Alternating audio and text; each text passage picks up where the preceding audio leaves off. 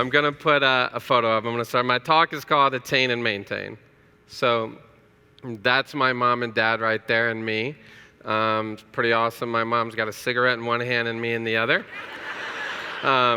My dad used to live in, or where am I pointing? There. My dad used to live in that van.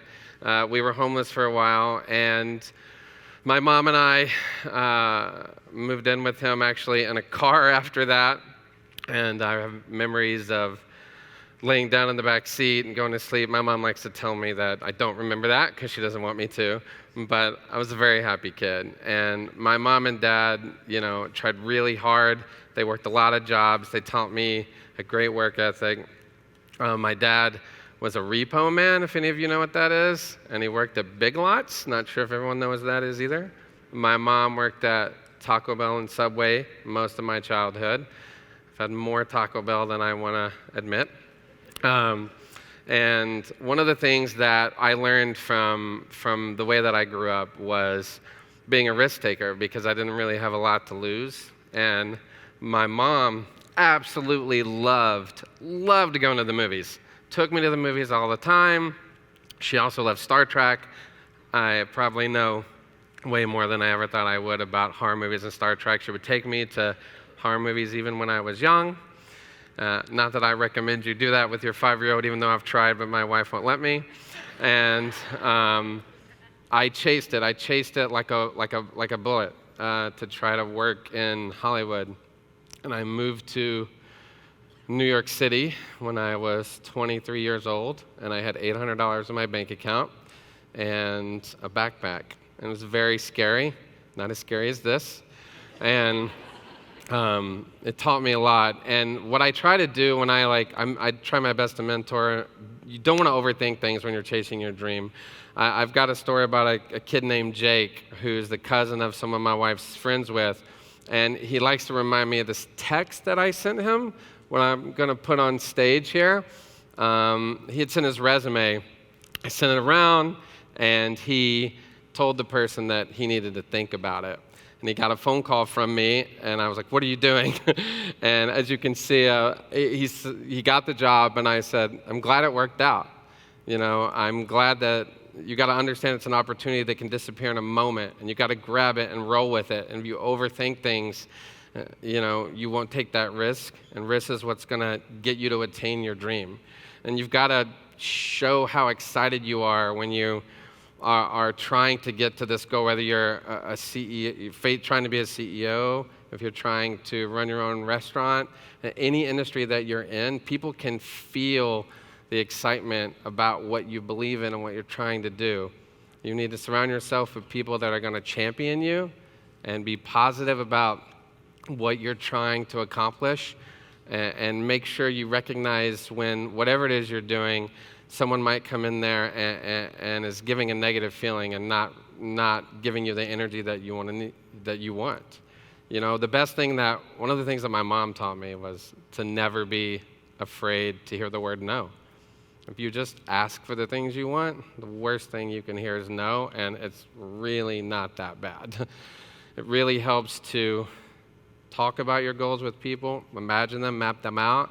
My wife and I had a friend come visit us in LA once, and I was driving her from the airport, and she said, "Did you ever imagine your life would be like this?"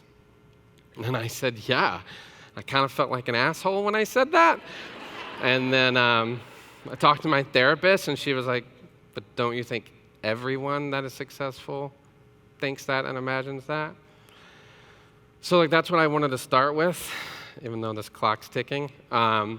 And the thing that I found after Euphoria and how big the show got, it scared me. Because you're like, how am I going to top this, And I faced a lot of struggle.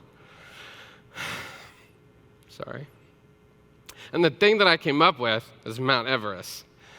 So if you think of Mount Everest, everyone in this room imagines people climbing a hill. And I even Googled it, and that's what you see.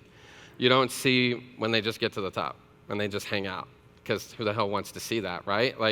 Everybody wants to hear about how and not now. And that's really what, in my industry, I mean, a lot of successful people, and we would talk on set, and you hear those things. I was on set with Kurt Russell last week. Depending on your age, you'll know who that is or you won't.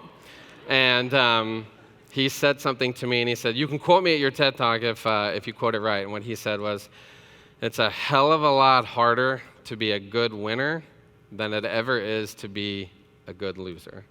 And I've found that to be very, very true. And when you reach that summit, it's whatever it is to me, to you, to everyone in this room, the people that have been up here.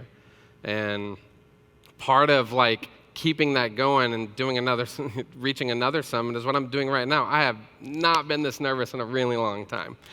And so by doing this, it's creating other things for me, possibly other opportunities. You've got to set new goals. You've got to mentor, use whatever it is you've done, whatever business that you're in, to figure out how to keep that going and keep that fire, and trying to remember why you got here in the first place.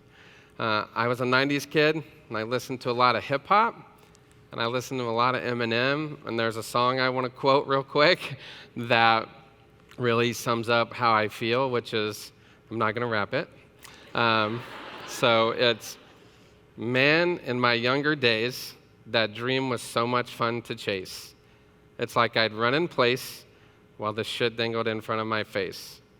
But how do you keep up the pace and the hunger pangs once you've won the race?" And it really is hard to keep that going, and I listen to that song all the time. And one of the things that's helped me, and I keep swaying back and forth, I've noticed, is to really manage my personal relationships around me, which is being a father, being a husband, being a friend, being a colleague, a coworker. And yesterday I sat with some interns, and I mentored, maybe I mentored them, who knows what they think, but they seem to have enjoyed it. And, using a lot of what I do to translate into that and keep that fire burning. And I'm feeling good because no one has yelled off topic yet. But when you get to that point, it's 10 times more challenging than staying and maintaining that success, and whatever that is to you, than it really ever was to get there. Because, there's a lot to live up to. There's a weight on you. And one of the things I want to, if you could scroll up real quick, is the show The Bear. Season 2, episode 7, it's called Forks. There's a line in it, and it says, "I'm sorry, bro, but we need to have some forks without streaks in them. Every day here is the frickin' Super Bowl."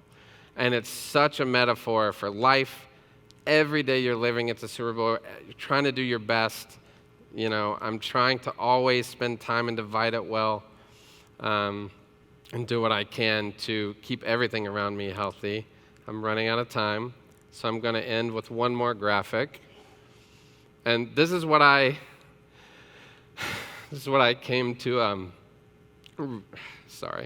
really believe that is the ingredient to everything.